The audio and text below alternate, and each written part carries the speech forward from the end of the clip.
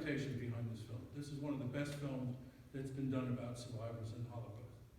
It's not about the Holocaust, though, right? The Holocaust is the backdrop.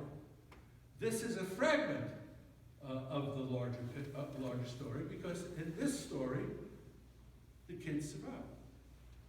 The story of the Holocaust is how many kids were destroyed, eliminated. This is a story about kids who survived and kids who were rescued by others. But it's also against the backdrop of the larger history. And when they tell their story, we're plugging into a lot of the larger history. Because these 1,000 boys were from all over. They were from Western Poland, they were from Kovno in Lithuania, they were from the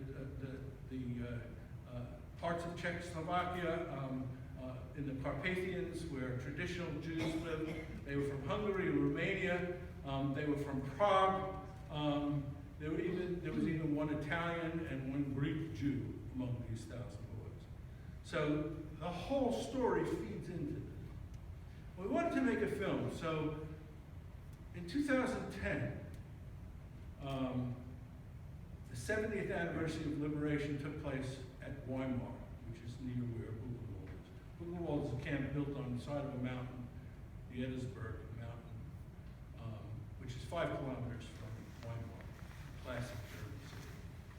So they were inviting lots of survivors to come back for this gathering, and it was Steve and Alex's idea, let's pick 4 advisors and follow them to go back to this commemoration. And they had a good idea, you'll see early in the film, to give these guys in their early 80s, newfangled equipment to film themselves and give their testimony. So you see them trying to master the technology of how to do it. You know, my kids tell me that I'm one of these people, right? Oh, Dad, you're so 90s.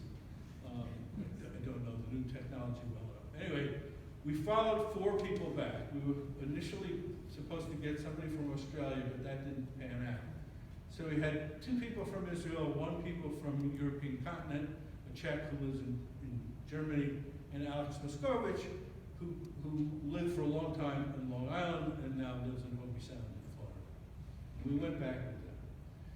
So this is a film that gives you 2 things at the same time, and I hope you'll keep this in mind when you ask me questions afterwards. This is a film that is in part a history, right? It's about the history of a story of rescue inside a German Nazi concentration camp, where 1,000 boys were alive to be liberated by the American troops when they finally showed up. But it's also a film about memory. History on the one hand, and memory on the other hand.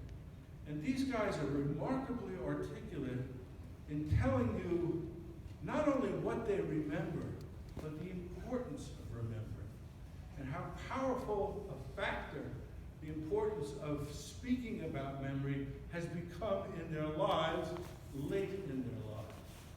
They view themselves as having a mission and a purpose, to tell people about this story. And the film was one way of helping them to do this. I'll stop there, show the film, and then we'll